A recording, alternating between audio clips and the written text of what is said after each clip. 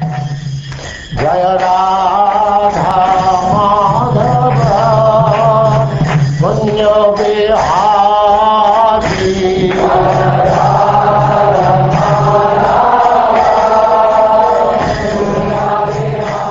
And now chapter 49, Akrura's mission in Hastinapur.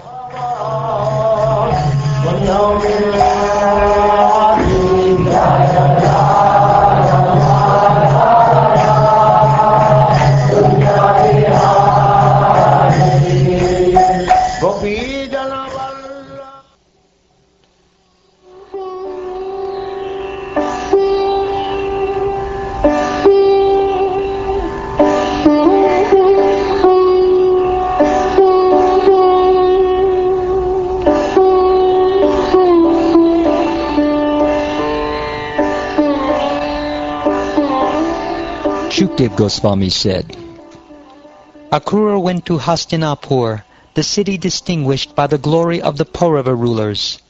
There he saw Dhritarashtra, Bhishma, Vidura, and Kunti, along with Bahalika and his son Somadatta. He also saw Dronacharya, Kripacharya, Karna, Duryodhana, Ashvatthama, the Pandavas, and other close friends. After Akrura, the son of Gandhini, had appropriately greeted all his relatives and friends, they asked him for news of their family members, and he in turn asked about their welfare. He remained in Hastinapur for several months to scrutinize the conduct of the weak-willed king, who had bad sons and who was inclined to give in to the whims of mischievous advisers. Kunti and Vidura described to Akrura in detail the evil intentions of Dhritarashtra's sons, who could not tolerate the great qualities of Kunti's sons, such as their powerful influence, military skill, physical strength, bravery, and humility, or the intense affection the citizens had for them. Kunti and Vidura also told Akrura about how the sons of Dhritarashtra had tried to poison the Pandavas and carry out other such plots. Kunti Devi, taking advantage of her brother Akrura's visit, approached him confidentially. While remembering her birthplace, she spoke with tears in her eyes, saying, "O gentle one, do my parents, brothers, sisters, nephews, family women, and girlhood friends still remember us?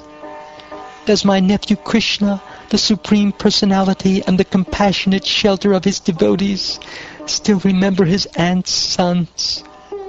And does lotus-eyed Ram remember them also? Now that I am suffering in the midst of my enemies like a doe in the midst of wolves, will Krishna come to console me and my fatherless sons with his words?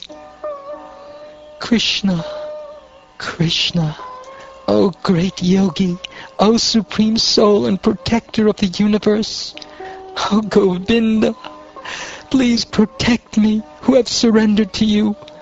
I and my sons are being overwhelmed by trouble. For persons fearful of death and rebirth, I see no shelter other than your liberating lotus feet, for you are the Supreme Lord.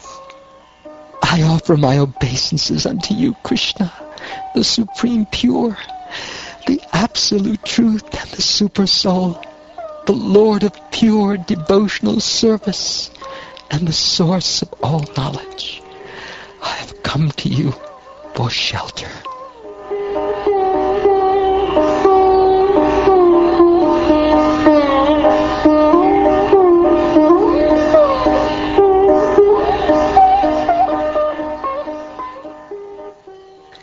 Thus, meditating on her family members and also on Krishna, the Lord of the universe, your great-grandmother Kunti Devi began to cry out in grief, O king. Both Akrura, who shared Queen Kunti's distress and happiness, and the illustrious Vidura consoled the queen by reminding her of the extraordinary way her sons had taken birth. The ardent affection King Dhritarashtra felt for his sons had made him act unjustly toward the Pandavas. Just before leaving, Akrura approached the king, who was seated among his friends and supporters, and related to him the message that his relatives, Lord Krishna and Lord Balaram, had sent out of friendship. Akrura said, "O my dear son of Vichitravirya, O enhancer of the Kuru's glory, your brother Pandu having passed away, you have now assumed the royal throne. By religiously protecting the earth, delighting your subjects with your noble character, and treating all your relatives equally, you will surely achieve success and glory. If you act otherwise, however, people will condemn you in this world, and in the next life you will enter the darkness of hell. Remain equally disposed, therefore, toward Pandu's sons and your own. In this world, no one has any permanent relationship with anyone else, O king. We cannot stay forever even with our own body, what to speak of our wife, children, and the rest. Every creature is born alone and dies alone, and alone one experiences the just rewards of his good and evil deeds. In the guise of dear dependence, strangers steal the sinfully acquired wealth of a foolish man, just as the offspring of a fish drink up the water that sustains the fish. A fool indulges in sin to maintain his life, wealth, and children and other relatives, for he thinks, 'These things are mine.' In the end, however, these very things all abandon him, leaving him frustrated. Abandoned by his so-called dependents, ignorant of the actual goal of life, indifferent to his real duty, and having failed to fulfill his purposes, the foolish soul enters the blindness of hell, taking his sinful reactions with him. Therefore, O king, looking upon this world as a dream, a magician's illusion, or a flight of fancy, please control your mind with intelligence, and become equipoised and peaceful, my lord. O Master of Charity, I can never be satiated while hearing your auspicious words. Indeed, I am like a mortal who has obtained the nectar of the gods. Even so, gentle Akrura, because my unsteady heart is prejudiced by affection for my sons, these pleasing words of yours cannot remain fixed there, just as lightning cannot remain fixed in a cloud. Who can defy the injunctions of the Supreme Lord, who has now descended in the Yadu dynasty to diminish the earth's burden?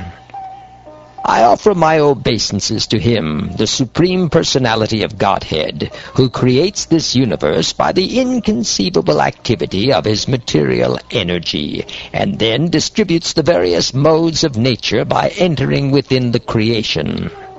From him, the meaning of whose pastimes is unfathomable, come both the entangling cycle of birth and death and the process of deliverance from it.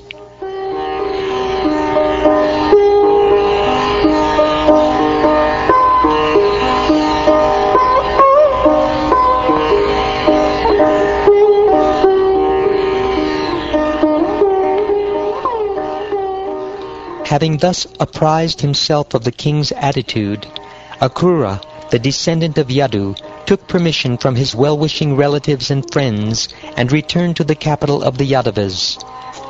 Akrura reported to Lord Balaram and Lord Krishna how Dhritarashtra was behaving toward the Pandavas. Thus, O descendant of the Kurus, he fulfilled the purpose for which he had been sent.